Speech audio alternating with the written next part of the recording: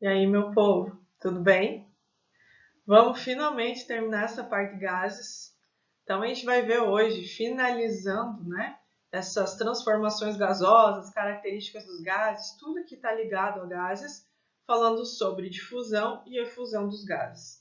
Isso a gente vai ver que tem tudo a ver com a densidade que esses gases têm.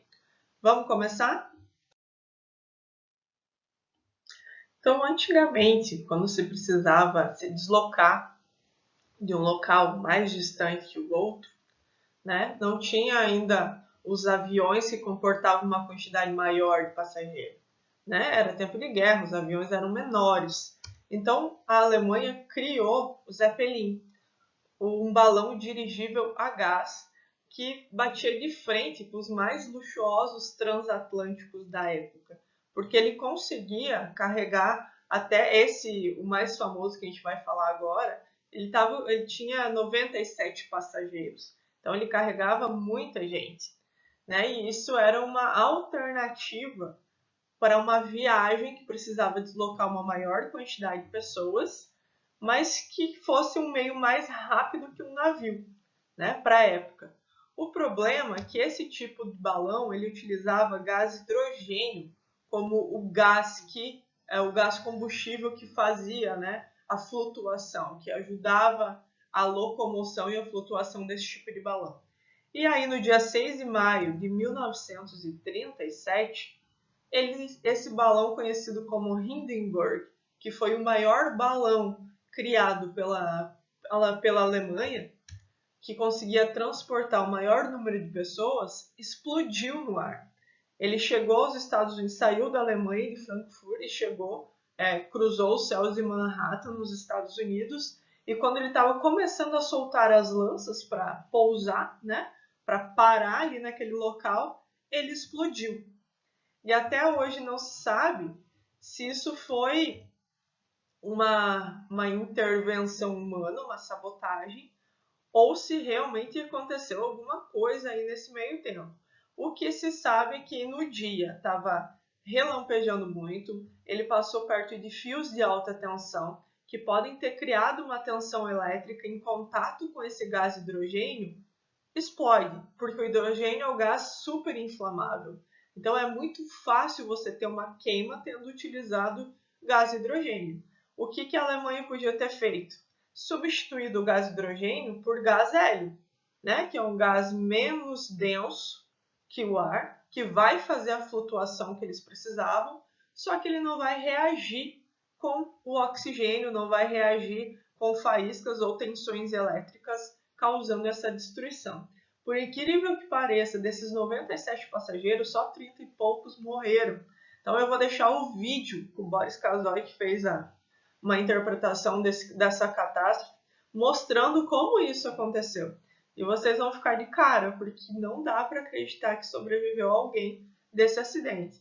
A partir desse dia, Hitler mandou que parassem todos os dirigíveis, não existiram, parou o Zeppelin, e aí já começou a entrar a produção dos aviões com maior número, para carregar um maior número de passageiros, para substituir esse meio de transporte que foi tão perigoso na época, né? Até acontecer essa catástrofe, antes não acontecia nada, mas basta uma faísca para que tudo mude. Vamos começar então? É sobre isso que a gente vai falar. Essas substituições que a gente pode fazer de gases de acordo com a sua densidade. Né? Se eu conheço a característica do meu gás, se ele é mais inflamável que o outro, menos denso ou mais denso, como utilizar isso para o bem. Belezinha? Então, para a gente começar a falar dos gases, é comum que a gente faça uma comparação da densidade do gás que você está utilizando com a do ar, né? Então, se a gente for considerar aí a densidade do ar, eu já vou ver como que a gente obtém esse dado. Com a do gás hélio, eu sei que o gás hélio tem uma densidade menor, porque ele flutua, né? Quem já viu aqueles balões de festas que tem como gás o gás hélio, ele fica de pezinho na mesa, ele fica flutuando, vai para o teto, porque ele é menos denso que o ar, e aí ele permite essa flutuação. Como o ar é uma mistura, então a massa molar desse ar, ela tem que ser determinada pela média das substâncias que compõem esse ar, dos gases que compõem esse ar. Então, a gente sabe que tem nitrogênio, oxigênio e argônio como os principais gases que formam esse ar, né? O nosso ar que a gente tem contato. Como que eu faço a média aparente desse ar? Então, você pega lá uma fração molar. O que é essa fração molar? A porcentagem que você tem de nitrogênio, que é 78% do ar que a gente respira, e aí vai dividir por 100, né? E você vai fazer isso com nitrogênio, com oxigênio e argônio. Essa fração molar vai multiplicar a massa molar de cada gás. Então, 0,78 vezes 28 gramas-mol de nitrogênio. 0,21 vezes 32 grama-mol de oxigênio. 0,01 vezes 40 gramas-mol de argônio. Isso aí vai te dar uma densidade do ar de 28,96. Você vai precisar fazer esse cálculo? Não. Esse dado da média da densidade do ar, ele é dado para você. Então, você não precisa decorar. Caso seja necessário fazer essa conta, é só pegar essa porcentagem, que isso sim pode ser um dado que apareça para você calcular, vezes a massa molar de cada gás que pertence a essa mistura do ar, né? Mas a média sempre vai ser 28,96. E esse dado geralmente aparece nos enunciados e nas provas. Não é algo que você vai ficar aí decorando. É algo que você vai utilizar para interpretar o restante da questão. Então, fica tranquilo que não precisa decorar esse tipo de cálculo aqui. Vamos lá? Então, vamos supor que eu tenho aqui o ar, né? Pensa que eu coloquei essa fumacinha meio azul para dar a impressão que a gente está com o ar aí completo. E a densidade foi dada de 28,96, né? E aí, se eu tivesse ali o gás hidrogênio, o CO2, o cloro e o gás hélio com a sua massa molar. Então, eu tenho o gás hidrogênio que tem massa molar 2, o CO2, que é o dióxido de carbono, com 44, o gás cloro 71 e o gás hélio 4.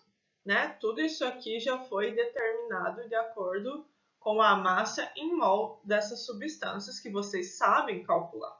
Eu não me preocupo com isso, porque vocês já viram isso 1000 vezes. Então, vamos supor que a gente soltasse esses balões nesse ar. Soltasse o balão na sala que você se encontra. Quem iria flutuar? O gás hidrogênio e o gás hélio, porque eles têm densidades menores do que o ar. Agora, esses balões que têm densidade maior, que o gás que está dentro dele tem uma densidade maior que a densidade do ar, eles não vão flutuar, eles vão cair no chão, né? Eles vão procurar o fundo aí, como se a gente estivesse falando de um recipiente, que são gases mais pesados. E aí que a gente entra na difusão e efusão dos gases. Se está claro essa questão de densidade, tanto faz a gente analisar a densidade de gases e líquidos, lembra que a gente sempre compara muito com a densidade da água? Então é a mesma coisa. O que for menos denso flutua, o que for mais denso vai para o fundo. E a gente tem essa questão aqui. Então a gente tem ali um balão de gás hélio que está solto num quarto, né? E lá a gente tem ar, tem nitrogênio, tem oxigênio, em maior quantidade é ar. E depois, no dia seguinte, esse balão murchou e foi para o chão, não flutuou mais. O que acontece? A densidade do gás hélio é menor que a do ar, por isso que ele está flutuando. No outro dia, pelos poros desse balão, houve uma saída desse gás hélio. Né? Houve mais saída de gás hélio do que entrada de outros gases, porque a pressão foi mantida a mesma, no local não houve alteração. Então, aquele gás hélio ele vai perdendo a força, ele vai escapando pelos poros. Não pensem que a borracha é uma coisa impermeável, porque não é. Ela tem poros, orifícios, por menor que seja, que faz escapar o gás. Até porque, às vezes, o nozinho às vezes nem é tão bem feito. Mas pelo próprio poro, né, do balão, há essa liberação do gás que está lá dentro. É aí que a gente entra na questão de efusão e difusão dos gases. Com o que aconteceu com a bexiga de gás hélio, a gente vai tomar agora o conhecimento de alguns conceitos aqui. Então, a efusão é a passagem do gás através de pequenos orifícios. Então, o que aconteceu com a bexiga de gás hélio foi a efusão, né? O gás hélio ele acabou passando por esses poros que existiam no balão e foi se misturando com os outros gases do meio, que aí entra a questão da difusão. A difusão é aquela característica que uma substância tem, principalmente as gasosas, de se misturarem espontaneamente. Como todos os gases conseguem formar misturas homogêneas, a gente não consegue identificar qual gás que está misturado ali, essa mistura ocorre espontaneamente, né? Então, depois que houve a passagem do gás hélio pela bexiga, houve também a difusão, a mistura desse gás hélio com os outros gases do meio. Então, isso vai geralmente acontecer junto, efusão e difusão. Essa é a características que os gases têm, né? Essa passagem de um gás através de pequenos orifícios, ela acontece de forma geral, assim como a difusão. Qualquer gás que consiga se misturar com outro, formando uma mistura homogênea, aquela mistura que eu não consigo identificar os gases, entra nessa questão de difusão. E a gente entra também no conceito matemático disso, né? A gente tem Graham, que é um físico inglês de 1828, que por meio de alguns resultados, alguns experimentos que ele fez, ele conseguiu determinar uma relação matemática de acordo com a densidade desses gases e esse comportamento de efusão e difusão. Então ele falou que o volume, né, a velocidade da difusão e de efusão de um gás, ela geralmente é inversamente proporcional à raiz quadrada da sua densidade. Então, para facilitar isso, a gente substitui a densidade por massa molar, porque é isso que vai determinar a densidade de um gás, a sua massa molar, porque numa mesma pressão e temperatura, né, a relação da densidade de dois gases, que a gente já viu lá na densidade dos gases parcial, ou a densidade parcial ou absoluta, que você pode utilizar a massa molar do gás para identificar isso. Então é a mesma coisa, dependendo da molaridade que tem meu gás, a velocidade que vai acontecer isso vai ser definida aqui. Um exemplo, eu sei que o gás hélio tem uma massa molar, tem uma densidade menor, né, uma massa molar menor que a do ar.